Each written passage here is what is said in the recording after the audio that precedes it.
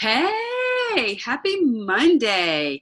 It's Movement Monday. You know what? We're covering Dr. A's Habits of Health, and we are in chapter 16 this week that's about his habits of motion, and we're learning about his EAT system, what's to be exercise activity thermogenesis. And yes, all this muscle burning. I'm going to be so strong and healthy.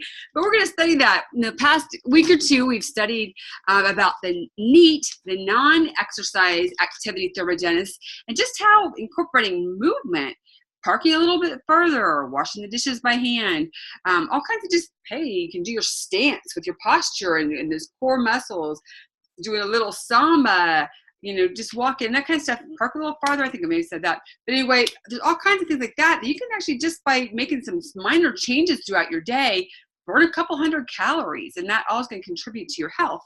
And we're going to be looking here now about a higher goal past just those added activities, but being a little more intentional. And our goal is to create optimal health. For a lot of us, we're losing some weight first, but then we're adding in this exercise. And that's why we need the second part of the plan.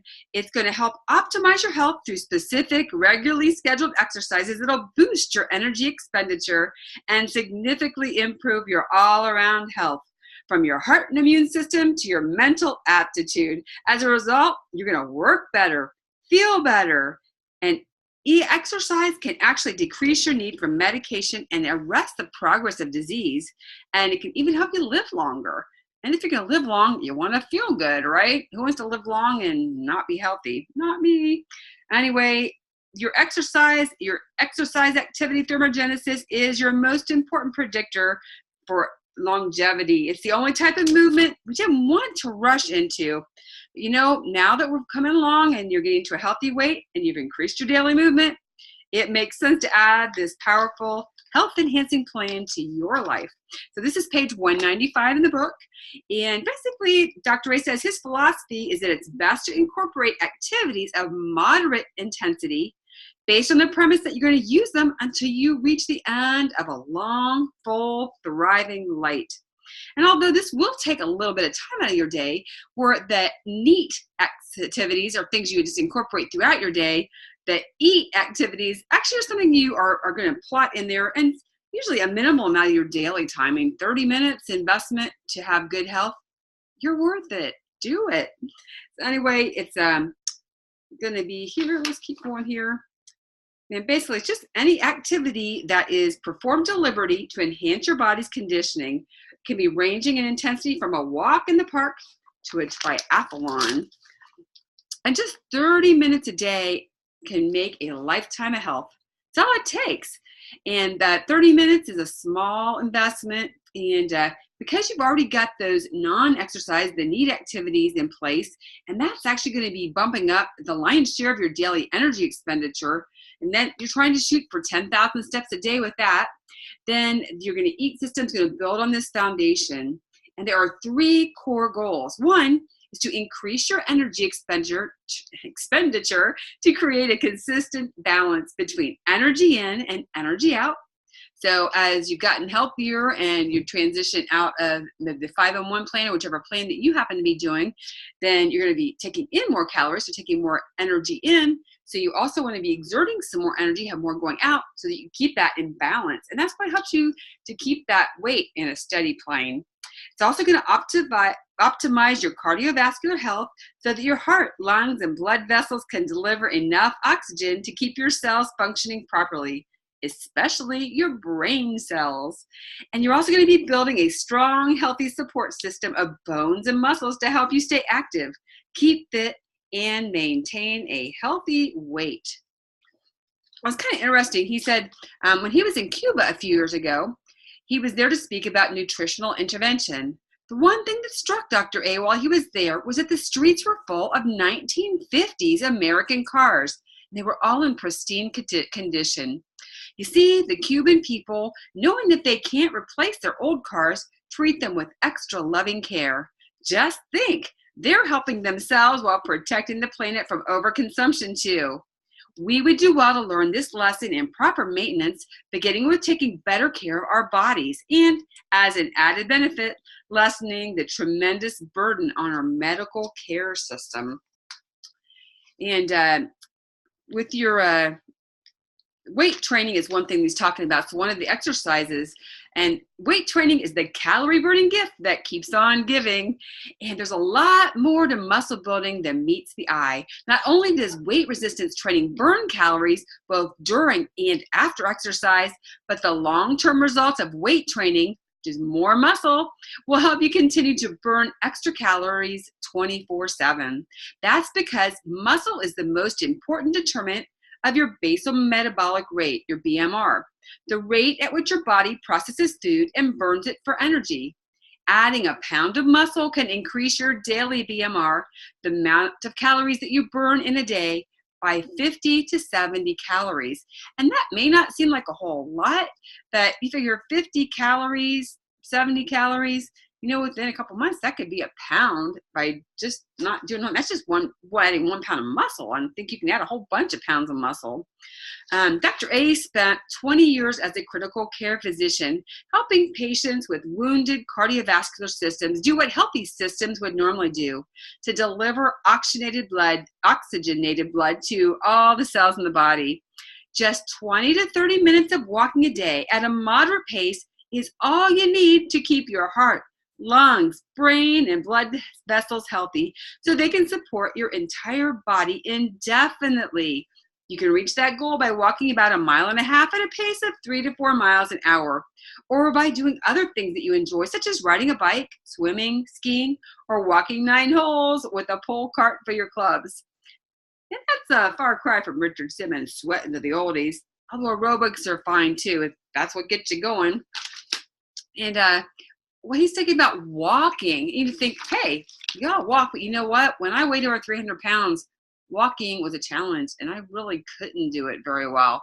And it was very painful and exhausting.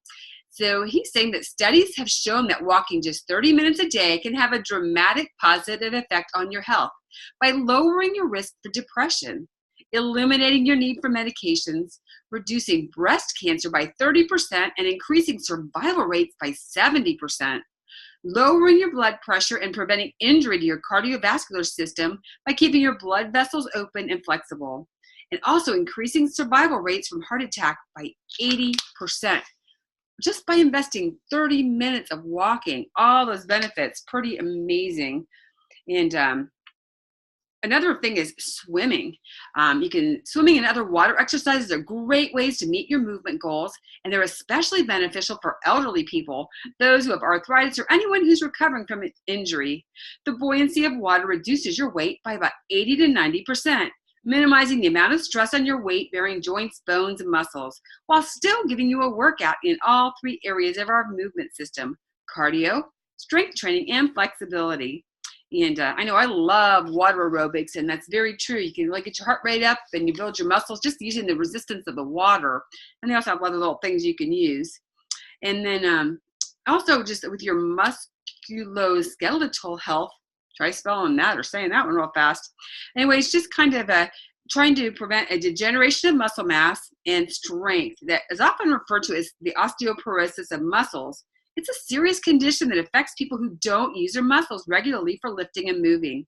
It creates flabby, weak muscles that lead to more inactivity, ultimately stressing all the organ systems.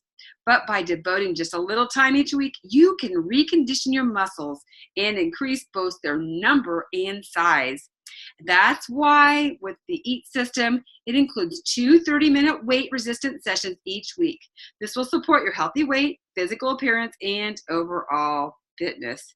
And on the bottom of page 197, he'll give you a formula on how you should calculate what your maximum heart rate is, and also then what your target heart rate is. Basically, once you figure out your maximum heart rate, your target heart rate is going to be between 50 and 85% of that maximum number. And, before you begin, we want you to stay safe. So keep it slow, and you want to make sure you stretch it out, and you will help prevent injury by stretching your major muscle groups, preferably after your daily EAT activity.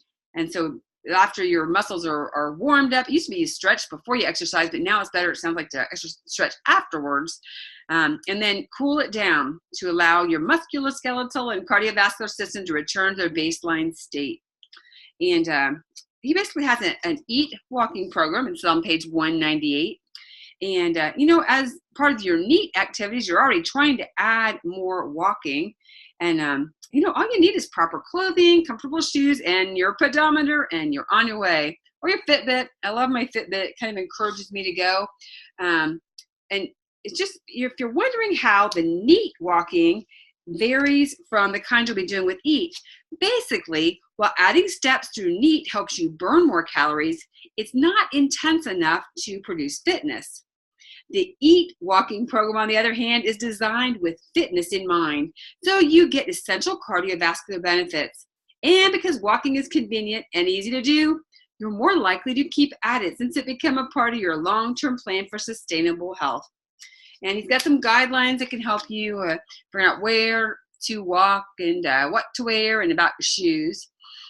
And one thing, we don't want you to begin this EAT program until you have lost weight. If you have excess weight to lose, we want you to lose some weight first. And so you've been comfortable with the NEAT program. So you've been doing those added movement kind of things, and those are becoming normal. And as with starting any new activity, consult your physician first. We want to do everything safe and in a healthy way. And then things for important rules for the stretching. The best time to stretch is directly after your walk. Never stretch cold muscles. Problem areas may be stretched prior to your walk, but only after you have warmed up. Don't bounce when you stretch. Ease into a stretch slowly and hold gently. Stretch to the point where you feel a gentle pull, but never to the point of pain. Listen to your body. Then hold each stretch for about 30 to 40 seconds. If you have problems with a particular area, stretch that area twice and hold for 30 to 40 seconds, release, and then you can stretch it again. And some key points to consider for the EAT walking program is begin by walking 20 minutes a day, including 5 minutes for warm-up and 5 minutes for cool-down. So basically you'd have 5 minutes where you're kind of just taking it easy and warming up, 10 minutes a little bit more intense, and then 5 minutes to cool down. I know when I started, I probably was 5 or 6 months into the program. I don't know how much weight I'd lost at that point. But I was working in an office job and had 30 minutes for lunch.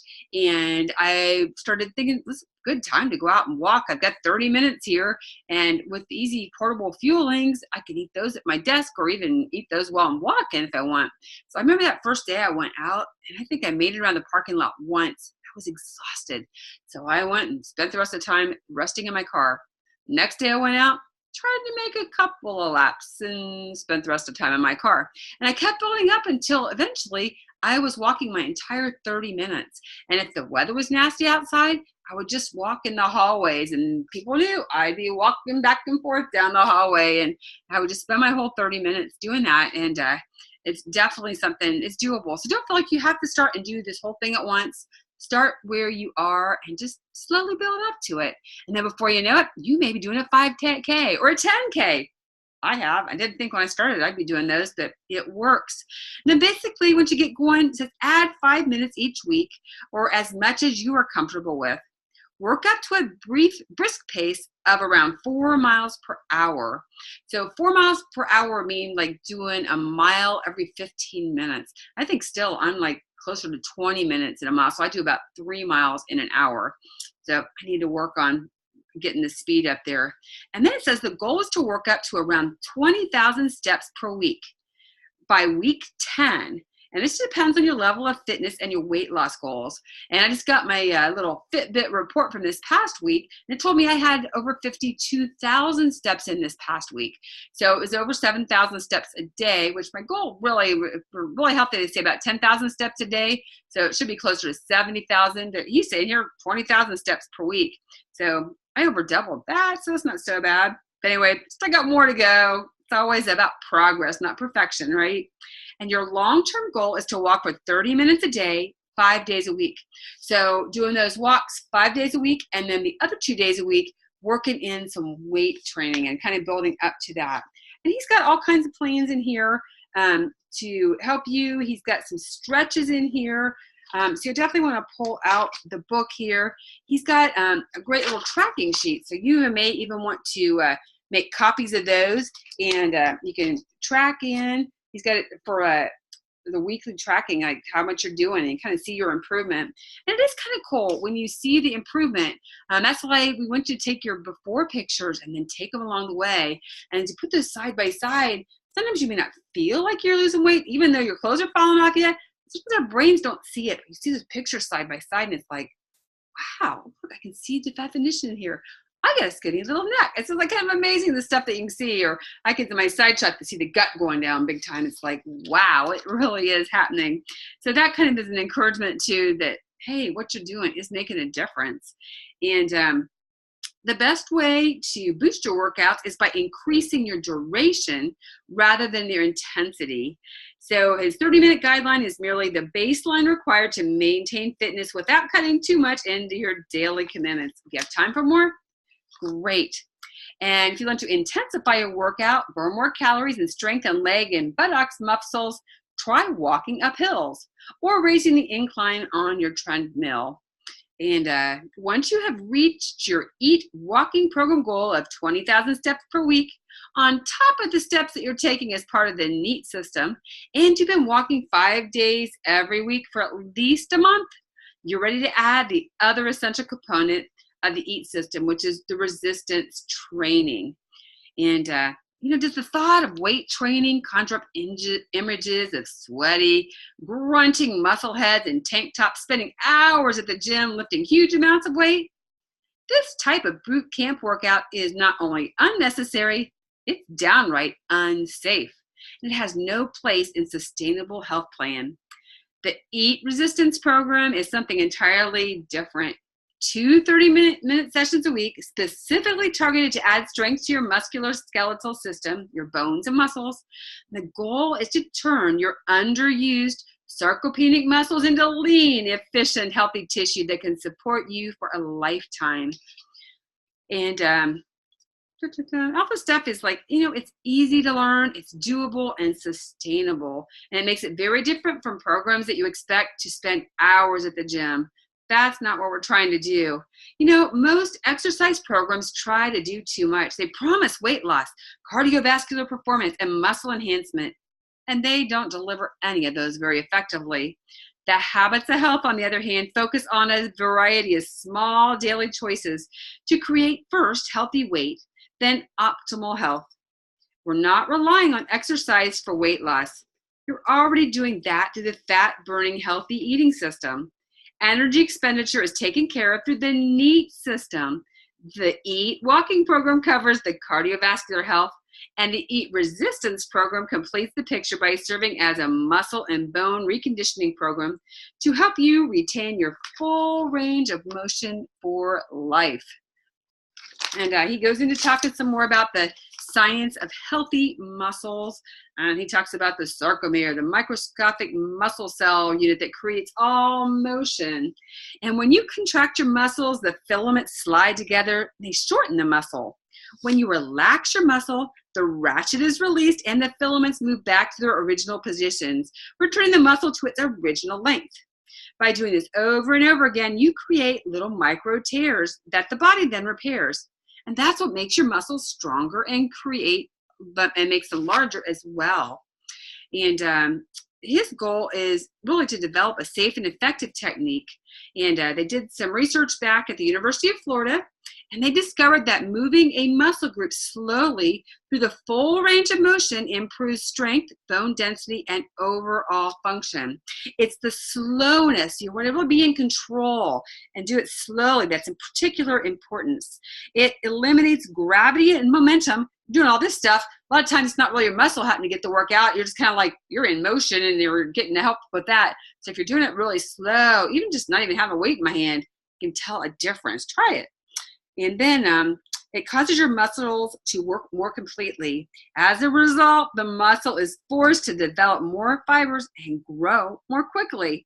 Holding the muscle just as it's reached its point of maximum contraction reinforces the effect. And as an added benefit, Slow and controlled muscle movements minimizes the chance of injury. So it makes it ideal for a long-term practice. And we use this program and the science of slow contractions and relaxations, along with the maximum hold time, to help you build muscle quickly and maintain it indefinitely. And we're going to work more on focusing on your core muscles to improve your overall stance and posture, to maximize the energy consumption, and provide you with a platform to carry you into old age in top shelf. Don't you want to be the 90-year-old that's out there skydiving? I don't know if I want to skydive. But anyway, I know Katie had folks showed pictures of some real senior citizens out there hiking in the mountains of Switzerland or wherever part of Europe she was in. Boy, wouldn't that be awesome? I mean, who wants to sit around in a rocking chair when there's so much more of life to experience? And anyway, it allows you to maintain strength without ever putting strength in the gym. So anyway, he wanted to go over the core principles of the Eat Resistance program. This is on page 205. And basically, your muscle groups are moved slowly through the full range of motion in order to eliminate gravity and momentum and work the muscles more completely. This improves strength, bone density, and overall function. Movements are held at the point of maximum contraction just before lockout to enable the muscles to grow fatigued and to encourage them to recruit more muscle fibers. So you're building muscle, and then you focus on the core muscles. It improves your overall stance and posture and maximizes your energy expenditure. Your movement is continuous, which boosts your cardiovascular health, and your muscles are stretched to the full range of motion after each muscle group movement. This promotes long-term flexibility. And you want to know a secret weapon? One of my favorite things, music. You already know that music can boost your energy expenditure as part of NEAT. We talked about that in one of the last lessons. It's also a great motivator for workouts and can even help your muscles heal faster. In fact, it's been shown that people who listen to music during exercise have a better chance of staying with their program, thus enjoying such long-term benefits as enhanced quality of life and lower incidence of coronary heart disease. Not to mention that music reduces pain and discomfort from stress and anxiety. So hey, get out the headphones and start getting your favorite jams on there. It's even great when you're doing stuff around the house to neat, have music going on. Much more fun to clean with a little music going on. And look in the mirror, because you know what? Your most important piece of exercise equipment, it's you. That's right. By putting you at the center of your workout, we're going to be able to eliminate any excuses you might have about driving to the gym, buying exercise equipment, or being short on space in your home. In fact, all we suggest you buy in the weight of equipment is a mat, a balance ball, and as your fitness increases, a pair of dumbbells. And our goal is to give you better balance, to strengthen the muscles to stabilize your spine, and equip you to perform the movements you need for everyday life. And it just makes sense to make you the principal piece of equipment. And once you've made some initial progress, a few simple free weights, dumbbells, medicine balls, and vest and ankle weights, for example, will help you a lot more than machines and cables that isolate muscle groups and move your body in just one plane. After all, that's not how we move in real life. The movement you'll practice through the natural form of resistance training are a much better preparation for unloading the groceries, taking out the trash, hoisting your kids, and walking the dog. And he talks about joining a gym, and that's not all bad. You've got some good motivation and being around other people that exercise it. Hey, as long as you actually use it. He'll give you some tips on possibly choosing a trainer if you decide to do that. That's on page 206. He gives you an outline of a resistance program on page 206. And, basically, again, your weekly routine with those 2 30-minute sessions, once again, it's going to be a 5-minute workout or warm-up, just like with the walking during the other days, 5 minutes of kind of warming up. And then with the weight training, 5 repetitions of 5 selected movements, a total of 10 minutes, followed by a rotation of 5 different exercises that work the same muscle groups, and 5-minute stretch of the muscles that you've worked. So that's your whole 30 minutes. So the warm-up and the rotation, and then your stretching of the last 5 minutes. And he'll give you some tips there for your first day. And you just before you begin, make sure you've got the EAT walking program down. So before you start the resistance program and doing weights and any of that kind of stuff, you've been doing all your NEAT stuff. So get your NEAT to that, where you can do all kind of activities and stuff and start working up so you can get to the walking program so that you get to at least 20,000 steps in a week. And once you've got that for at least a month, then choose 2 days each week for your resistance workouts. You want to leave at least 2 days between sessions to let your body recover. Dr. A recommends doing the upper body session like on Monday and the lower body session on Thursday. So hey, it's Monday. It's upper body time. What can you do? And then you want to find a spot where you can focus without distraction. Use an exercise mat for support and cushioning. Take it slow. Review each new exercise before you try it out and limit yourself to 1 rotation for the first week. Then add new exercises slowly. Let your body become accustomed to each new movement.